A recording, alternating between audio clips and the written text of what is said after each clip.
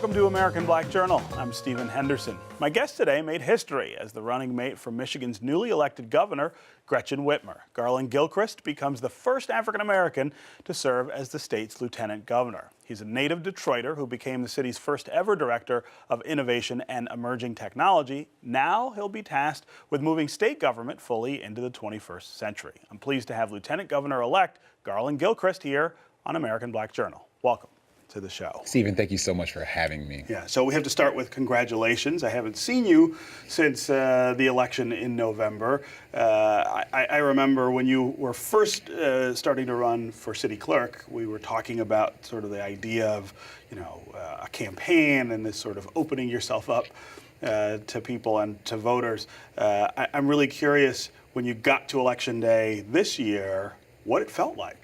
Well, first of all, the governor-elect and I want to thank everyone for supporting us. We want to thank Michigan for stepping up and really breaking records in terms of voter turnout and participation. And it is a tremendously humbling honor to be on the winning side of such an historic election.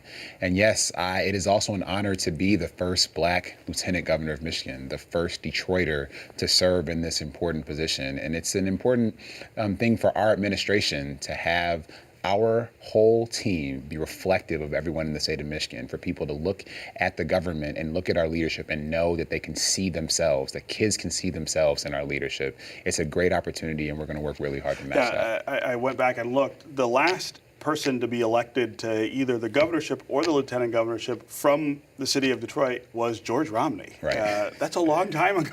Most of us were not alive. I was not born when George Romney was in office. Nor was I, right? So it's a very big deal just to have a Detroiter, but then to have an African American. And it's been since Richard Austin was Secretary of State. Yes. Since we've had any African Americans in the executive branch in a statewide office. And Richard Austin's distinguished service is something that I certainly have learned from over the years and want to really take inspiration from. And there are just so many people who have stepped up in such big ways, but not just elected officials. But I also want to thank the people who step up and work hard for democracy every day, whether it's in the city of Detroit, in the city of Flint, in Escanaba in the Upper Peninsula, in Niles, Michigan, the people stepping up and standing tall and making sure that people's voices are heard in the electoral process are who made this happen. And now we're excited to work together with everyone in the state of Michigan to ensure that people see themselves reflected in the governance of our state. Yeah. So I want to start by talking about the job that you've been elected to do.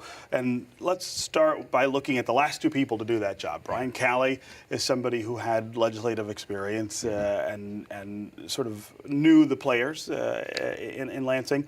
John Cherry is someone who had a tremendous amount of legislative experience. And I think the reason that they were chosen for that job is because historically the lieutenant governor is the person who deals with the legislature, goes over there and knocks heads if necessary to get the votes in line and get the governor's agenda through. Your experience is more as I guess I would call you a civil rights advocate for voting, and access is really the issue that you focus on. How does that experience match up with the requirements of this job? Sure. So first off, I've had the honor of being able to spend time with my immediate three predecessors, actually. Lieutenant Governor Brian Calley has been just a tremendous example of what the transfer of power should look like in the United States, and it's been really, really great to benefit from his generosity and his time. Lieutenant Governor Cherry, very similar. I've spent a lot of time with him learning from his wisdom. And also former Lieutenant Governor Dick Postumus as well. Who's still around as his Governor's Chief of Staff. So they've been very generous and helping me get ready for this role. And yes, there is a legislative function that is defined in the Constitution, having to be the president of the state Senate. Yeah. So I spent a lot of time ramping up on the machinations of the Senate. I have spoken with, on the phone or in person, nearly every incoming senator. There are 38 of them. Nearly every incoming senator who I'll be working very closely with. Most importantly, in addition to that responsibility, Lieutenant Governor's job is to work with the governor to ensure that we move Michigan forward. And so Governor-elect Whitmer, her experience as a legislator, her experience as a negotiator and as a leader is something that she brings to the office, and I think that's going to make her successful. My experience complements that very well. And so we're going to work together to utilize both of our assets and both of our strengths, whether it's to push forward our legislative agenda or to push forward our agenda beyond the legislature to ensure that people in Michigan understand that their leadership is listening to them, will respond to them, will respect them, and that we're going to move the state forward. So give me some idea of the things that you and Governor-elect Whitmer are talking about in terms of what that agenda will look like after January 1st. Yeah, so first it starts with what I talked about in terms of making state government better at listening, better at respecting and responding to people. We think the relationship needs to be reset for a number of people. There are communities in the state like Flint, where the state government, they feel like it has turned its back on them or had failed them in some way. And so our administration is going to make sure to have people feel that they're being listened to. That involves making sure that our government actually looks like a 21st century government, so that there are ways when you have a touch point with the government, whether it's in person, whether it's on your cell phone, whether it's online, that it's a high quality experience. So working with the professionals who work in state government to make that possible, letting them know that we are with them and have their back, that we support and respect and want to hear and execute on their ideas, because I believe that they have solutions to some of the problems. I want to think about, how do we enable possibility in Michigan, enable imagination? My personal story is one of a kid whose grandma bought him a computer when he was 5 years old, and she opened the door to possibility for me. I want kids across the state to be connected to the internet, connected to technology, and right now that's not true for kids, whether it's in Detroit or whether it's in Munising, and we have to make sure that it's true for people all across the state of Michigan. I'm also a person who is a transit rider, and so ensuring that people have access to high quality public transit where they can get to school, they can get to work, they can get to healthcare services. So these are things that we talked about during the campaign trail that we want to make sure we're making progress on when we're in leadership. Roads, of course, is a huge issue statewide, and it was one of the issues that Governor-elect Whitmer really focused on during the campaign, and it came up with a clever line, "Fix the damn roads," that I think was pretty popular. In order to do what she wants to do, or what she's talked about doing, she's going to have to get Republican help, and really to do anything, she's going to have to get Republican help, because they still hold both houses of the legislature. How quickly do you think we'll see some movement on that after you guys are inaugurated January 1st? And what role do you see yourself playing in maybe trying to get a deal? Sure. Well, the purpose of the transition is to prepare to govern and to understand what the current state of state government is, and to be prepared to move forward on day one, on January 1st at 12:01 p.m. when we are officially in our leadership position. And so we're going to get to work right now on things like preparing for the budget, which is really the first big thing that we need to introduce. And in our budget, you're going to see the priorities that we talked about during the campaign, including, how we're going to approach infrastructure. And we need to work with Republicans on that. In my role as president of the Senate, I'm going to have a direct relationship with all 38 Republicans, with the leadership and the majority leader, Senator Shirkey, with the President Pro Tem, Senator Nesbitt, with Senator McGregor, the floor leader. We're going to be working with them because we have a state to lead, and we need to lead it together. And, I think that this legislature is going to be very different than the legislature that is exiting. Mm-hmm. And so we are looking forward to having productive conversations and productive negotiations.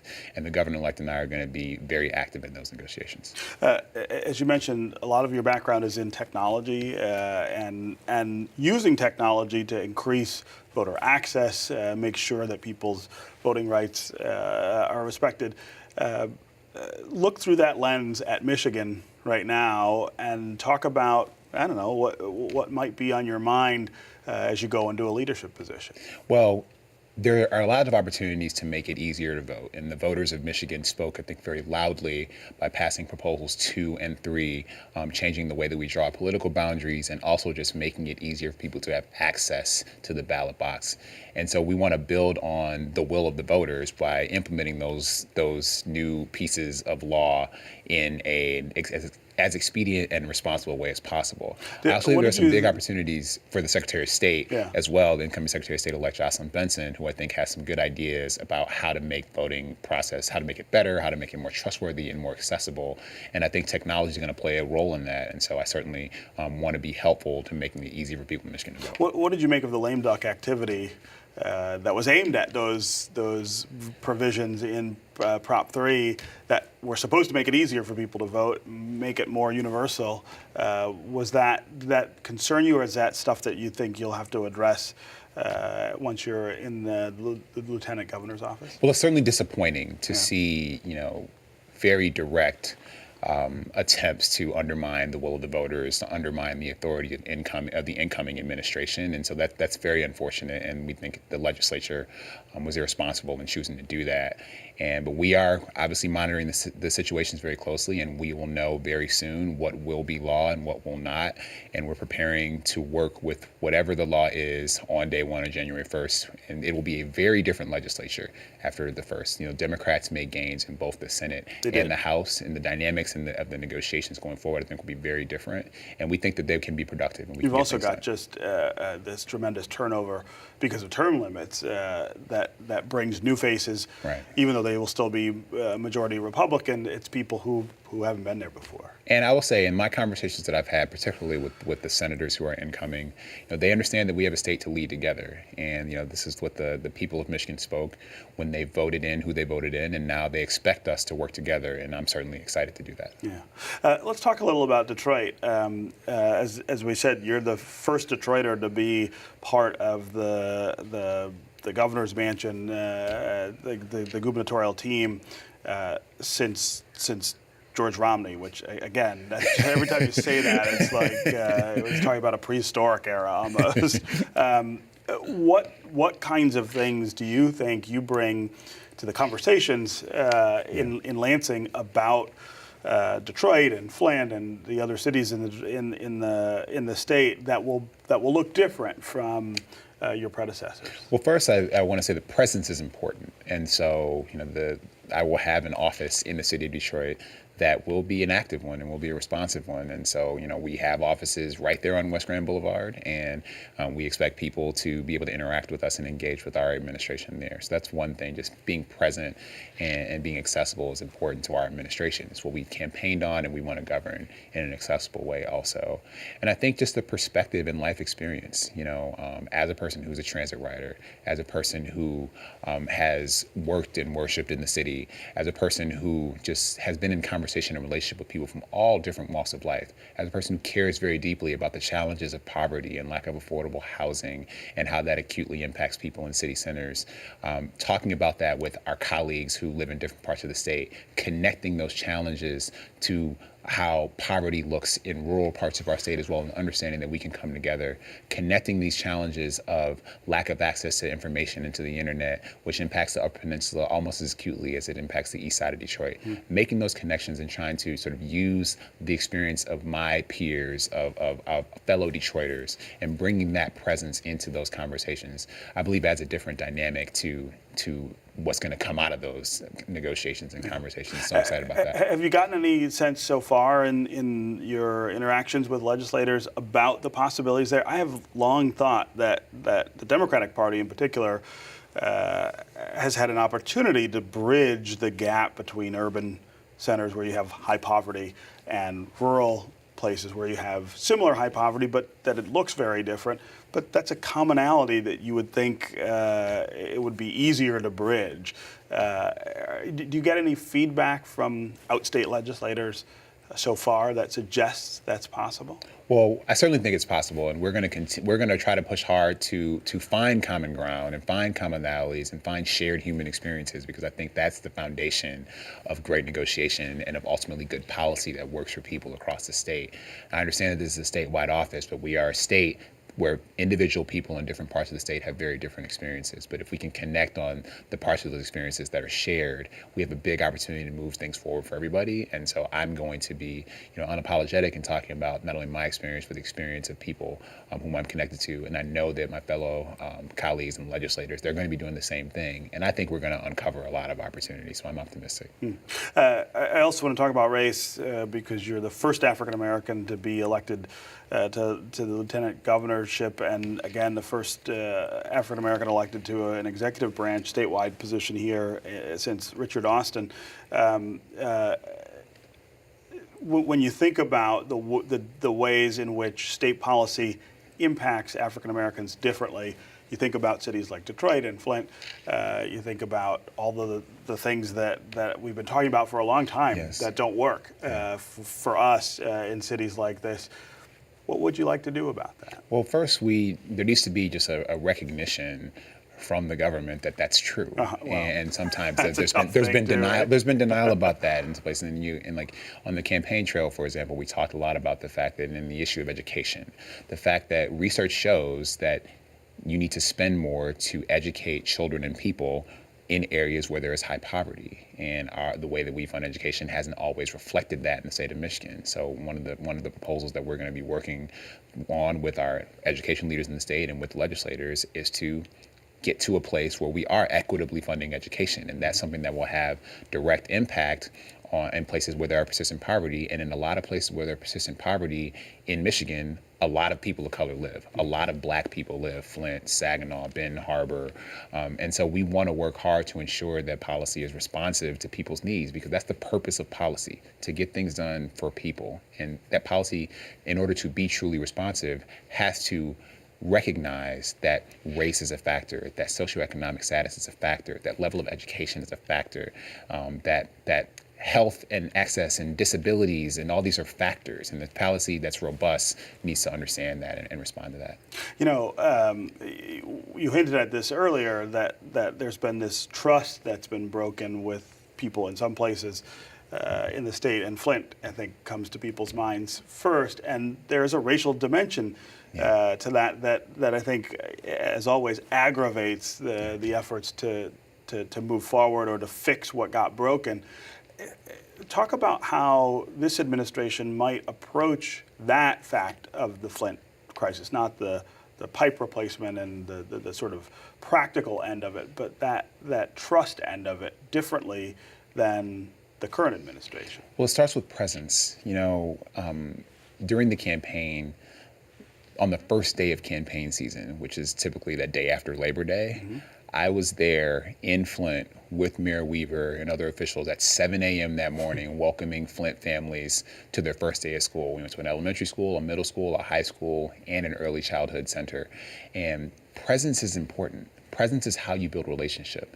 Relationships are built on trust, and relationships are built on presence. And so we're going to make sure that we are in relationship and in communication, and are letting people know what we're thinking, letting people know and experience the fact that we are listening to what's happening on the ground, and that our policy is going to reflect that, our plans are going to reflect that, and people are going to be involved in how we do those processes. So, you know, my experience as a community organizer showed me that the people who are most directly impacted by public policy need to be at the table when public policy is being designed. And so, you know, it's our intention to have big ears, you know, and a big heart as we are building relationship, and we're trying to heal those broken relationships and those wounds. Let's end with some discussion of the personal milestone and achievement here for you. I think almost no one knows this, but you and I lived in the same neighborhood when you were born.